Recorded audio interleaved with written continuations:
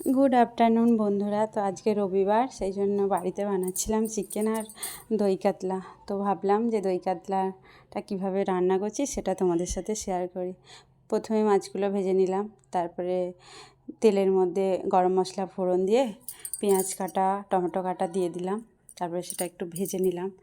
ভাজার পরে আদা রসুন ধনে জিরের পেস্ট দিয়ে দিলাম, দিয়ে সেটাকে কষালাম। তার মধ্যে এবার লঙ্কার গুঁড়ো হলুদের গুঁড়ো সব কিছুই দিয়ে দিলাম, দিয়ে আবারও কষালাম সামান্য জল দিয়ে। তারপরে টক দইটা দিয়ে দিলাম। আগে থেকে টক দইটা নুন দিয়ে ফেটিয়ে রেখেছিলাম, সেটা অ্যাড করে দিলাম। তারপরে এটা অনেকক্ষণ ধরে বেশ কিছুক্ষণ ধরে কষালাম। ওপরে চিরা কাঁচা লঙ্কা দিয়ে দিলাম, দিয়ে আবারও একটু ভালোভাবে কষিয়ে লবণ চিনি দিয়ে দিলাম। দেওয়ার পরে একটু অল্প পরিমাণে জল দিয়ে মশলাটাকে ফুটিয়ে নেব। মশলাটা ফুটে উঠলে বেশ কিছুক্ষণ মশলাটা ফুটে উঠবে, তারপরে ওর মধ্যে মাছগুলো অ্যাড করে দেব। মাছগুলো দেওয়ার পরে কিছুক্ষণ নাড়াচাড়া করে নেব।